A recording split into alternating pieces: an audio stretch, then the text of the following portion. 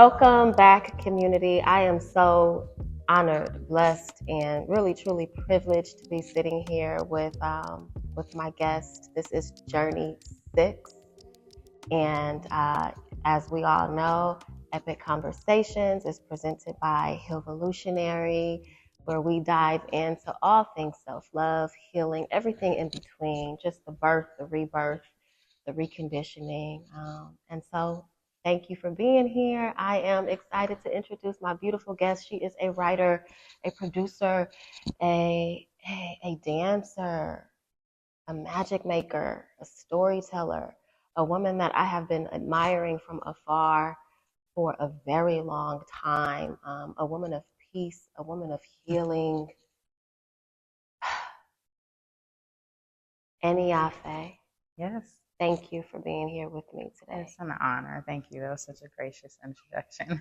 I don't think I can even articulate the words. Really grateful to have you just right here. Don't make me cry, Yes, seriously. yes. So welcome Thank to you. Epic Conversations. We call them journeys. We are exploring our journeys, what we do, who we are, and then just really the raw versions of ourselves. Yeah. That's what this is about. Self-love and healing has been put on many platforms, right? And I feel like we are in a world, in a space where we are all reaching many different spectrums, different age groups, men and women alike, but we're all reaching for healing. We are all, I feel like, on this ladder of just really wanting to be free from things that keep us bound physically, mentally, spiritually, sexually, all of it, like true freedom. And so it's beautiful to see it in a universal way. But I specifically am drawn to authentic forms and expressions and energies and frequencies. And again, from afar, from a platform, a phone, 3 squares, you exude that. Thank you. And so it is an honor. Can you please share with us your full name and the meaning? You want my full name? Like Yes. middle names, last name, If you don't mind everything? sharing, because Sure. it has meaning. Yes, It has yes. such a beautiful meaning, and It I would love for our community to know that. Okay, so my full first name is Ẹniafẹ, and then my first middle name is Isis. My second middle name is Adedayo. My third middle name is Aduola, and my last name is Adewale. So it's Ẹniafẹ, Isis, Adedayo, Aduola, Adewale. Wow. I'm gonna need some training.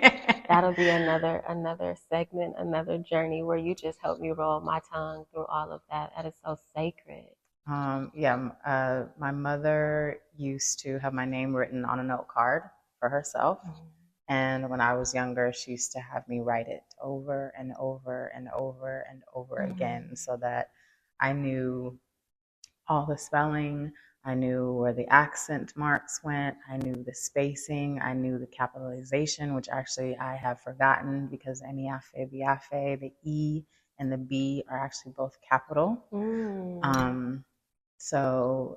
Yes, I've done my work with my name as well. I even don't pronounce it as like my uncle, who's my father's best friend, does. My father is Yoruba from Lagos, Nigeria. He's since passed, but his uncle still very strong accent, so he says it as it's supposed to be said.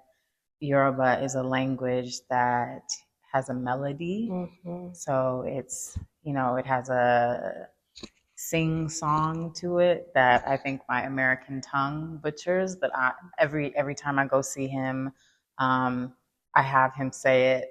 I'm gonna have him record it, one time, so that I can just kind of listen to it over and over again. But yeah, my father, an amazing, clearly writer, but also an artist, a revolutionary kind of in his own right, as he, when he was younger, played with Fela. And so I'm extremely blessed. He gave me a name that holds a lot of weight. And for a long time, I did not honor my name because it was a call to my difference in my environment, and I did not want to be different because my different meant that I was separate and ostracized and made fun of. And that's actually what led me to many, many years going by Isis. But around 2012, I want to say, when I really started to come back to writing and just my creative self, there was a pull there. And I think it's because Ẹniafẹ is the essence of who I am. And so I couldn't do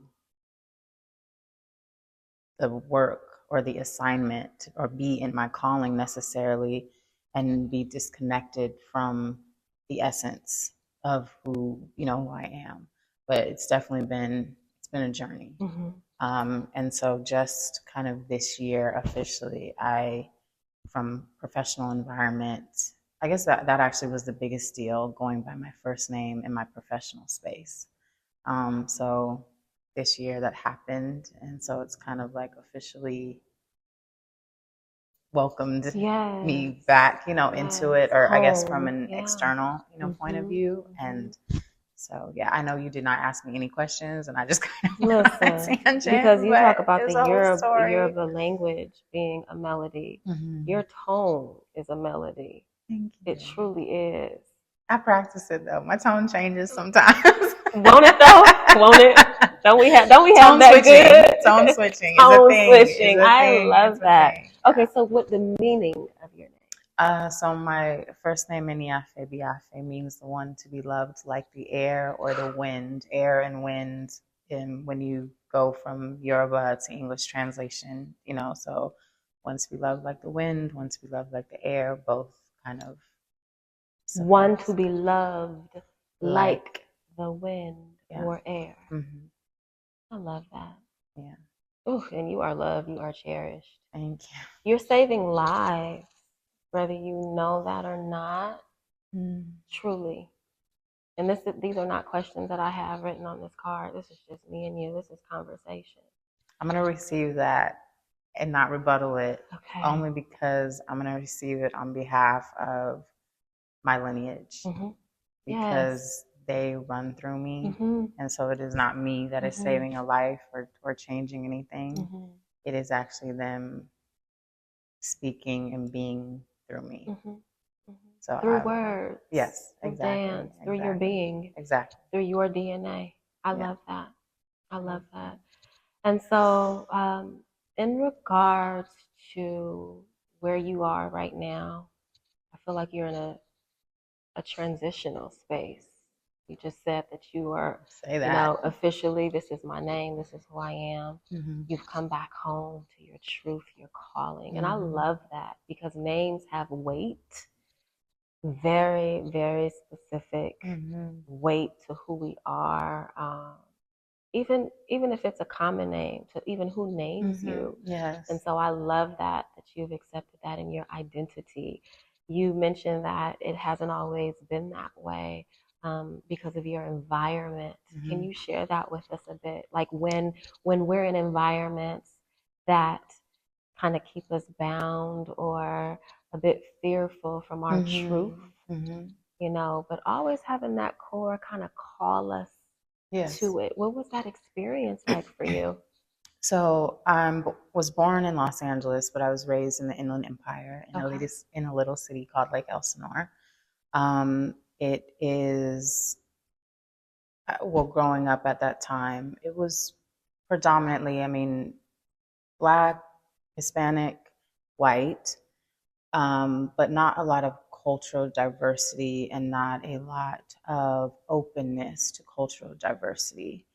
In my school extracurricular, for example, my dance classes, I was more often than not the only one, the only Black child, let alone the only African, child. And I think that distinction has to be made because it's a very different experience for me, to both be Black and also African and be raised in a household that is very indigenous in spirit, though my mother is American. Um, as far as we know, my great grandfather, my mother's father's father, was Blackfoot Native American. Um, and my mom is very much indigenous in spirit, in her philosophies on life, in her energy. And then I have on the other side my father, who is Yoruba. And even though Nigerian, even though I didn't grow up with him for most of my life, that spirit was still in our home. And my mother made sure that I was very knowledgeable on Nigerian culture and the Yoruba culture and what that meant, listening, to Fela, listening to Sade, and understanding that Sade was also, me. But growing up in an environment where I was not mirrored and I didn't see myself, and where I was always looked at and seen to be too much and an outsider and not given space, or the space that I occupied being respected, I began to develop a quietness that is in direct opposition to who I am, which is, and this goes for anyone in my family, my grandfather used to call it the Leonard charm. My mother's maiden name, last name is Leonard. And we have an energy about us where we walk into a room and we don't even have to be, decked out or dressed up, but there's an energy that kind of precedes us. But I had to develop this shadowiness, this quietness, so that I was not seen, so that I was not ridiculed, I was not made fun of, I was not basically in a kind of danger. And I'm still coming out of that, because my inclination is to go like this. To protect yourself. Yeah, to just step back, step away.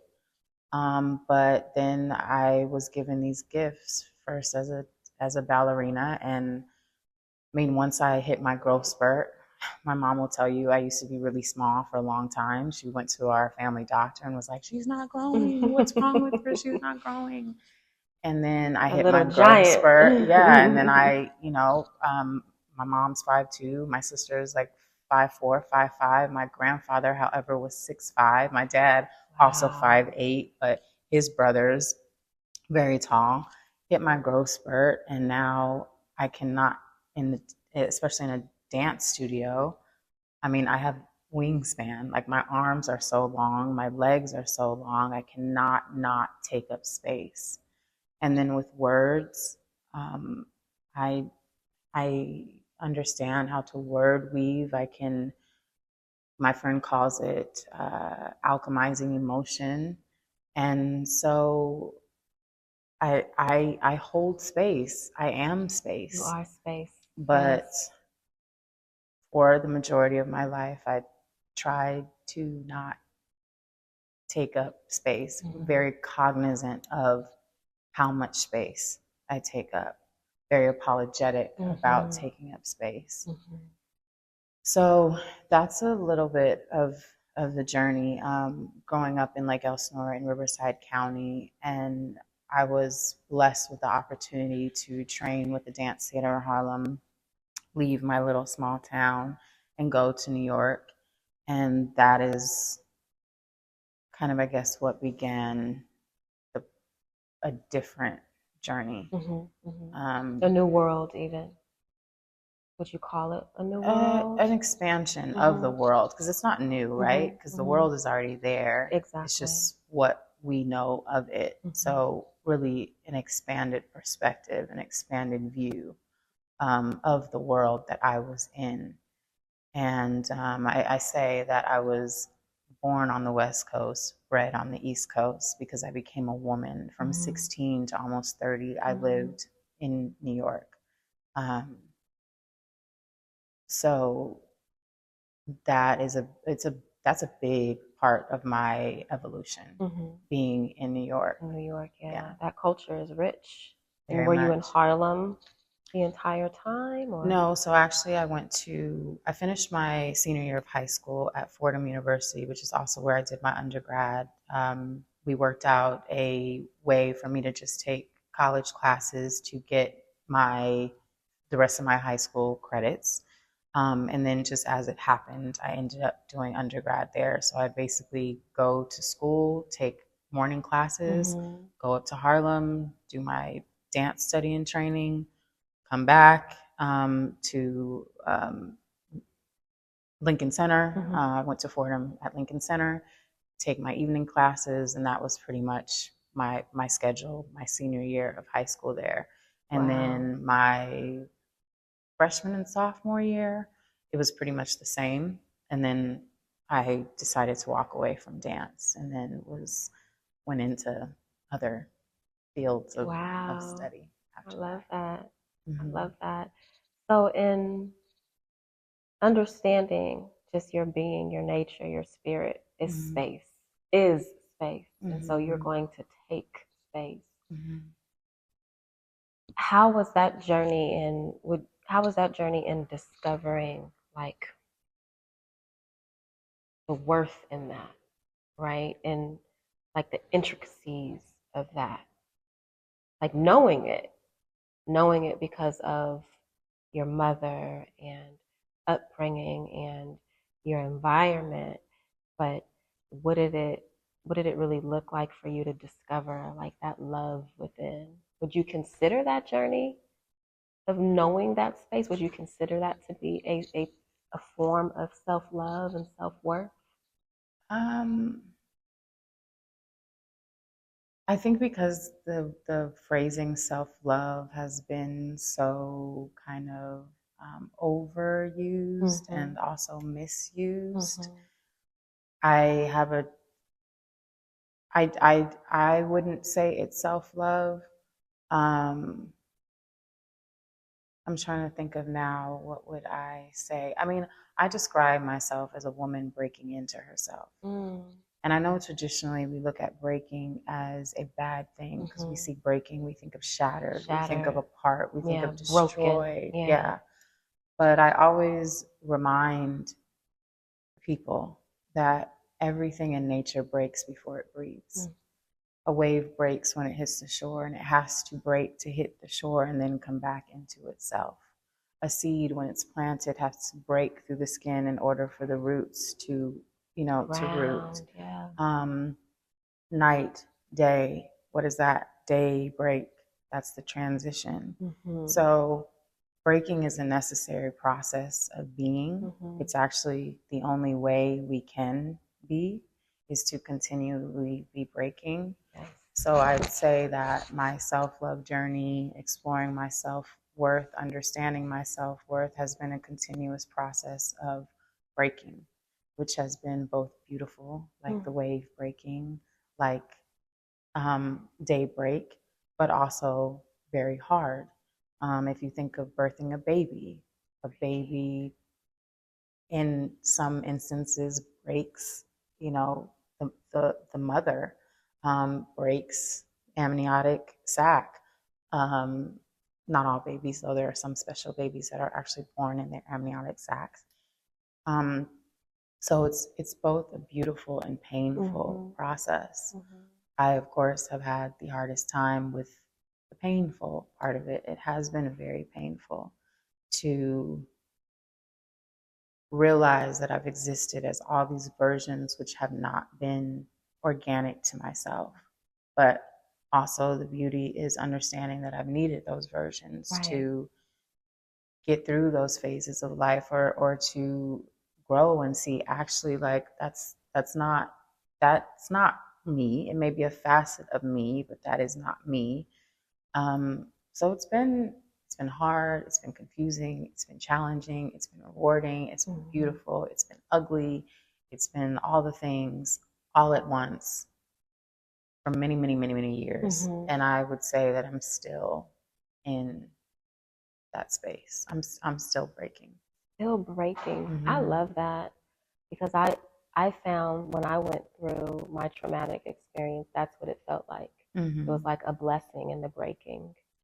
I write about that a lot. Yeah, the blessing in the breaking. That's beautiful. The blessing in the breaking, because when we don't break, like you said, we're not really. It's almost like a rebirth. And I mean, if you even look at, we always talk about the butterfly, right? The butterfly, what does it do before it can emerge from the cocoon? Yes. I mean, we call it an emergence, but that also is a breaking. It's a breaking, yeah. So it's necessary, and that's how I describe my journey, as kind of like a perpetual breaking. I love that you mentioned like self-love being not overused, maybe not well defined, lost, as the young kids say, lost the plot of it a little bit, and it's become all these different things, and that is words, right? That's the essence, is we decide what the language means. But then when the language becomes commodified, commercialized, when it is then used as a selling tool, it changes its essence. And like any word and any energy, you have negative and you have positive, you have dark and light. And self-love, I think, is maybe now, or has been, in a little bit of a murky phase. And so I kind of divorced myself from that language because of the murkiness, in order to find something that is more true to my experience, versus leaning into the murkiness and now what the word has become. Now, a lot of people may say, you're doing too much. It's not that serious. As a writer, as someone who does language, as someone who understands the power of words, it is that serious for me. That I know is not for everybody. And I do my best to speak in the language of the person that I am speaking with. But also, if I feel that there's something within that language that might be keeping them bound or in bondage, as you say, I will call that out, because I think that's a part of the work that I do. If we are unaware of how the language is creating an energy that we are trying to get out of, then I have to call attention and at least compel you or invite you to explore, what would it be like if you changed the word? For example, love. I had a moment with myself, a conversation with myself, where I asked, self, if you couldn't use the word love, what would you say? And what was your answer? Or. Yeah. So it's, and I think that's just a great exercise. What do you mean by that? I would love for you to share that. Love is a pouring. Pouring. Because you are giving something of you. Love is giving of time. Love is giving of space. Love is giving of attention. Love is giving of affection. Love is a giving process. So if we go back to self-love, self-pouring, self-giving, self-acknowledgement, self-respect, it's all of these ingredients of love, self-development. It's all of that. And I think that pouring, for me, is actually a visual, in word form, representation of what my love is like. I pour sometimes too much into the people that I love. So it helped me to kind of dissect and investigate love without being confined by the word and how Western culture has defined, and I would say flattened the word a bit. So I love that description. Flatten the word a bit. I think the first Yeah. time I heard that was an artist. My mind is a little bit tired, so his name is escaping me. And it is terrible because I've worked with him before. He was the writer and the producer of the recent Color Purple revival. But he had an exhibition at UTA Artist Gallery a couple of years ago. Maybe it was a year ago. What is time? What is time? And he talked about his work and just how Western culture tends to, he said, collapse. Western culture collapses time. And just in general, history has a way of, when we revisit it, it's a collapsed version of itself. It's condensed. But in that way, I think language, particularly the English language, because it is a fairly new language in comparison to other languages, and also recently something that my mother and I discussed. I cannot cite the source, but comparatively, the number of characters in the English language is very small versus like Arabic. There are some thousands of characters, and that is the case for most other languages outside of English. So with limiting characters, that's limiting words, that's limited meaning, that's limited language. And then because language is a way of how we see things, that also limits sight. And then I won't go into this, but white supremacy, racism, both of those have language of their own, and that further limits our perspective and also conditions our perspective. So I'm always playing with language because I want to expand beyond and take it from being flat to giving it more dimension. And that is one of the exercises that I do when I'm just writing for myself and just playing with words myself. So that's important. I love that you mentioned that, because it is a lot of what we think, what we see, what we feel are conditions, things that we were born into. And it's such a gift that you can dissect that with language, with words. What a gift you've been given. Indeed, it is. I'm very grateful, very blessed. Truly. It takes me to all her words. What is all her words? Would you consider all her words, yes, a gift? Is all her words an entity, an extension? Is it a part of you? Is it all her words? I have so many questions. Like, does her represent all the many versions of you? So I take a deep breath when you mention her, and I do refer to her as a being because I've been gone from her for about a year until a recent post. I've not posted on the Instagram page. The website is now defunct. A lot has changed, but all her words came out of a moment in 2018. I was really, really, really, really, really struggling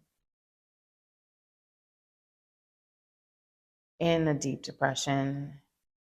My father had passed the year before. My relationship had unraveled. I was coming undone. I talk a lot about how when losing my father, I became a sort of fragile that I had never been before, still am, and oftentimes don't know what to do with. I'm already a very soft and tender and sensitive person, but then to add this layer of fragility on top of that, it was a dark space that I was in on this particular night. I remember sending a text to a friend. I'm a very spiritual person. I have looked up and down for that text thread. It is not there. So I know that likely I was having a conversation with spirit. And I was begging spirit, like, tell me what to do. Please tell me what to do. I've experienced a really bad bout of depression before and almost did not make it because of the suicidal ideations, and it just got really bad. So I knew that I could not go to that place again for fear of I didn't know if I would make it out. So I was sitting in my living room this one night, and I just was grasping for straws. And so, like I said, I remember sending this text, but it wasn't a text conversation, just begging, like, tell me what to do, tell me what to do, tell me what to do. And what I heard was, you need to use your voice. One of the things about depression for me is I'm silent. I don't have a voice. I don't hear voices. There's no inspiration. It's kind of like a deafness. So I remember hearing that and being like, that does not help me right now. Use what voice? I don't have a voice. Right. And the next thing that I received was, go get your computer and write, which is very odd because at that time still I was putting pen to paper. And I would put words on the computer once I'd put pen to paper or once I'd fully written something out in my head. Like, putting it on a computer is the last stage. Went and grabbed my computer though, and I started writing, and everything was about her this, she that, her this, she that, this woman that I knew and I could see, but she was not me at that time. And I remember sharing a piece on Instagram, and as I'm typing the caption, and this was when like hashtags were super duper heavy, I don't know where it came from. I did hashtag all her words and I posted it. And then I kind of sat back. It was almost like I was in a trance and sat back. I was like, holy shit. Excuse my French. And at that time, I had this, you could say it was like this huge mood board across my wall between my living room and my kitchen. And I had been working on what I thought was going to be kind of like a digital magazine called Light and Revival. So it was kind of like a mood board for what I thought was going to be light and revival. And after I wrote that post, hashtagged it, I said, this is her. This is that. This is what she's been creating. Yes. And that's how all her words came about. But another thing I'd say is that I was very much not comfortable in my voice and owning my voice. And for a few months, when I first started the Instagram page, my name wasn't anywhere on there. So I was, again, like this in my space because I wasn't anywhere in there. And so she was a pathway for me to meet myself, but also a channel for me to, as one friend said, give words for those who could not find them. Yes. And that's what all her words was. So her is a composite.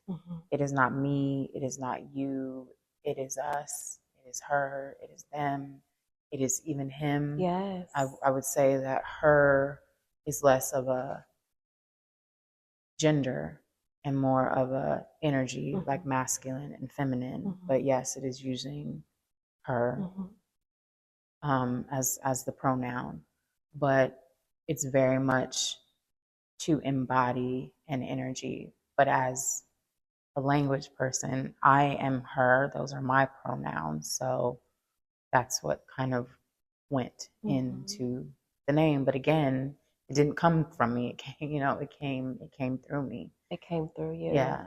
So that's it came through your surrender. My breaking. Your breaking. Yeah, and darkness. It came at she was birthed during a very, very, very dark time in the shadows. Yeah. But she is light. She is light. She is light.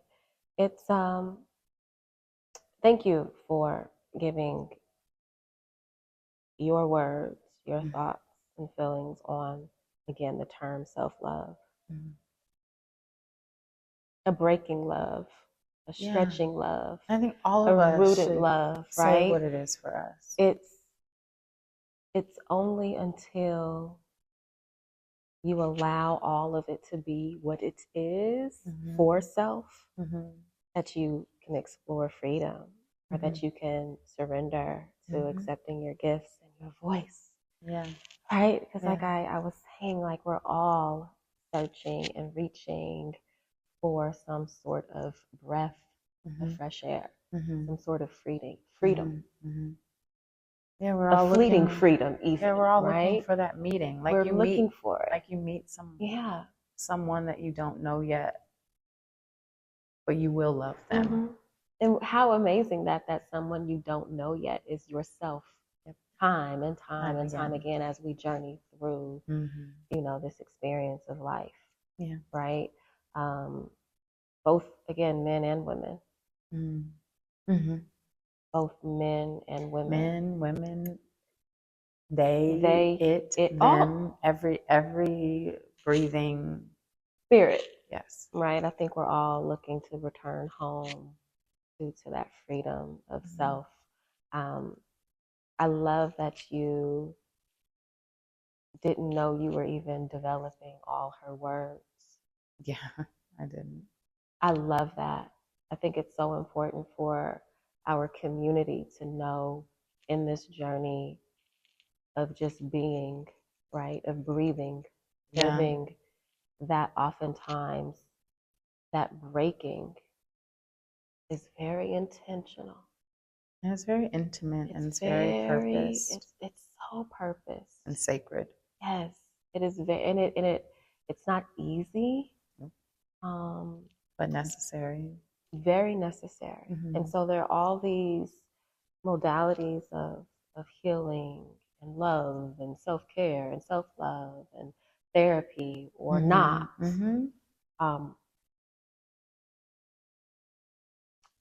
You're a dancer. You are a dancer. I want to say former, but you're right. You are a dancer. It will be always and forever. It is always and forever. Yeah. DNA, those ancestors embedded. What's so lovely about the surrender and the healing and the breaking is that when you come to self, you then become a gift. And it's something that we believe in our community. Trauma is a gift healed. Coming to self, and I hear that and I see that with who you are and what you share. Because as I mentioned, I'll say it for me, your words picked me up off of the ground. The endless scrolling, and again, because we're all searching, what is this person doing? Oh, wow, that looks cool, or that look like that might help him, or her tone is so freeing, or oh, this space, again, just on this phone or computer. But your words, I believe, have lifted many up to just acknowledging where they are acknowledging breath, Mm. acknowledging just looking in the mirror at self, at her, him, they, it, right? And so I just, again, thank you. Thank you for your surrender. As much of a journey as I hear that you're still on and processing. Thank you. I receive that. Thank you so much. And I reciprocate it. Yes. And so dance, fluid movement.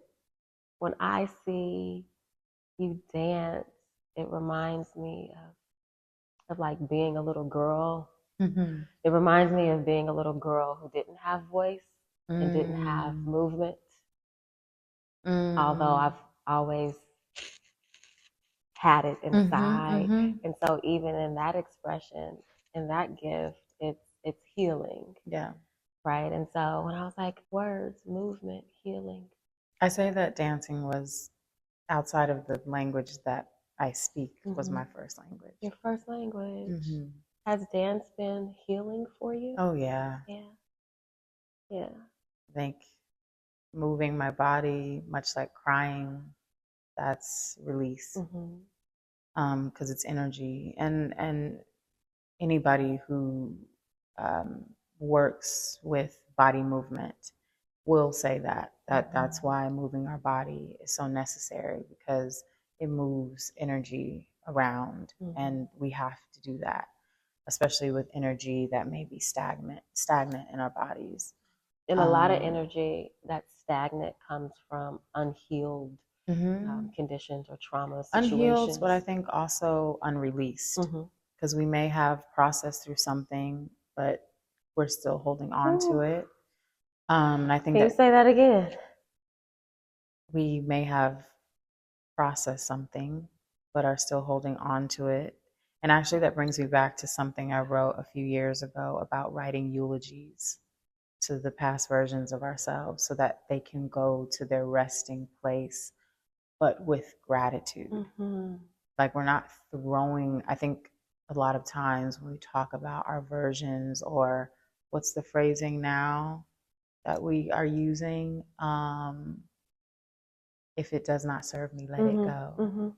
I think there's some fallacies in that too, but we won't go there. But giving gratitude to the ways in which they did serve, when they served, before we walk away, allows for a peaceful separation. And I think that that's necessary, especially when we're talking about versions of ourselves, because it's easy to throw ourselves away. But the parts that we don't like. But that is also a part of the work, because why don't you like that part in it? But it's a part of you. Like, why don't I like the fact that when I have said all I can say or can't find the words to say, that I cry? Why don't I like that part of me? Where does that not liking come from? I can pinpoint it now, because I've that's a part of my breaking and my self-exploration, that I've pinpointed, like, where and why it is that I feel like crying is such a negative. But I can't think right now of kind of like what versions I've sort of walked away from, but there's peaceful. We're still friends. We're still cool. They may not be present anymore, but we're still on good terms, because that version was necessary. That peace was necessary. So all of her, all of him. Every version leads you to who you are. The now. Right? And the journey even of healing and developing self, embracing spirit and surrender.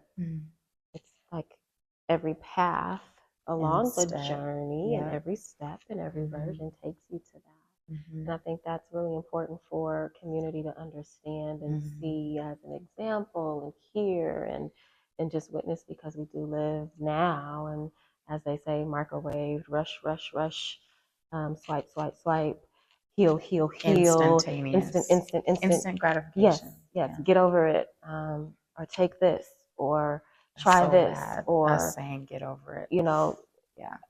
a yoga, or this or that, and all of those, and all of him, and every version of her matters to the overall process. I did get sidetracked. So also one of the things that one of my spiritual teachers alerted me of, because when I started dancing again in 2020, which came after I was doing something silly, I rolled over on my ankle, my good ankle, because one of my ankles has a torn ligament. It will forever kind of be damaged. And then I have a good ankle. As I'm hearing my ankle bones like crunch, I had this thought like, I have not been dancing and I'm not going to be able to move again. And in the process of kind of doing my own physical therapy, that's how I started moving. But I would always go outside because it was then spring, summer, and my feet on the ground. What my spiritual guide said was that is how the spirits, the ancestors connect with me, because grounding, you're on earth, and spirit energy, it's usually in nature, in air, in water, in ground. And so that was also very much kind of like regenerative practice, specifically like at that time. So I was moving because that was a part of the coming home to myself as well, and siphoning from them whatever wisdom, but in movement form. Yeah. So it was very much. That's beautiful. Yeah. My goodness. Grounded. So yes, I people in my life sometimes will always talk about me because I'm walking around barefoot. Like I love nothing more to do than go outside and walk around barefoot. And you know, in Western culture, we that is affiliated with like dirtiness, right? But indigenous, it's a charge. We're connected to everything. The ground is not. Yes, the ground has dirt, but dirt is not dirty. What we do to the dirt makes it dirty. Come on. But the ground itself, dirt is not dirty. It's pure. So yeah, a source of energy. I love being as unclothed as possible. Generally speaking. I love that. I love that for you. Yeah. You share a lot of that, your movement pieces on your platform. And again, it's so healing to see just the freedom that flows through your body, and how wonderful it is to now know that that's just communication with spirit. That's your source of energy.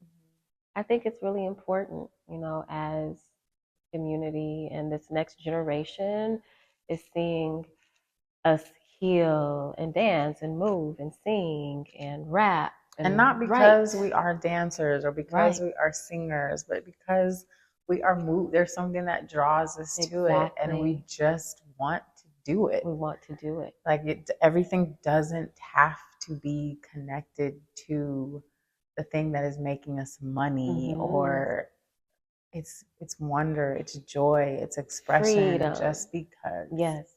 Just because. And I think that's important for this next generation who's coming into this universal theme of healing and self-love. And, you know, I have anxiety, or I feel this way, or I identify as this or that, or I have been identified as this or that. Exactly. Yeah.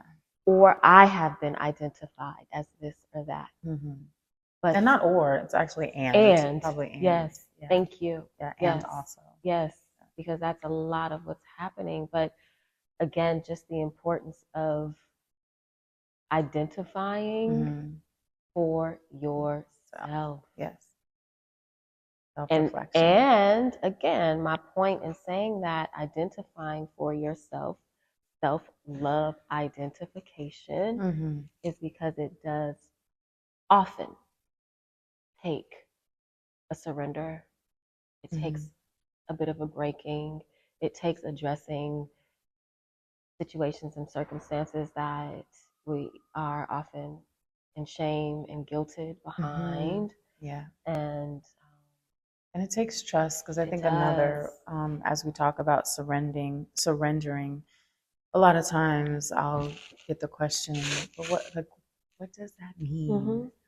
I look at it as floating. But one thing you have to do when you float is both trust the water and trust yourself in the water. Trust that each is going to hold. The water is going to hold you. You are going to be held in the water, and you can hold yourself. And that's what, and my mother, because we talk a lot about language, and so her synonym for surrender is yield. I love that. Because that, and I think yield also makes me think of genuflection, which is a religious term. Grew up in both Baptist and Catholic church, but in Catholic church, when you kneel, like at the pew, it's a genuflection. So you are bowing your body, and also you're getting closer to the ground. We already talked about what being closer to the ground is. So it's yielding to a presence bigger than ourselves. That also may be ourselves, if you believe in higher self. Surrender. There's a lot of question behind what these things mean. And that's what I'm most intrigued by, what it looks like for each of us, what it looks like for your world. And that's the message. It's like really just simplifying, not to be simple, but to simplify the language enough so that the experience is shared. Yeah, clarity, right? Because it is all for coming to self. Yes, and all for healing. Well, thank you. Thank you. I feel like this won't be our first and last time in this space. So it is. Yeah, there's more to come.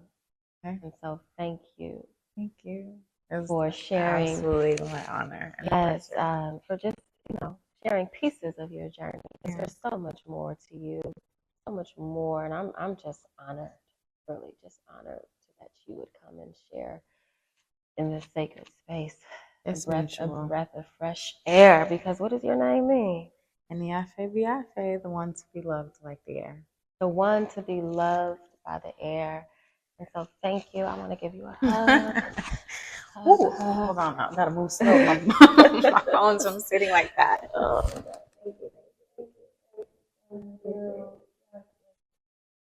so we usually end our journeys with just recapping again what brought us here to this space, which is Heal Evolutionary. And as I've shared in my view of you, you are a healed evolutionary. And understanding the space, the community, the mindset, do you consider yourself to be a healed evolutionary? I think that I'm a mirror. Okay. So if you see that in me, it's actually a reflection of what you see in yourself. Ooh. So thank you.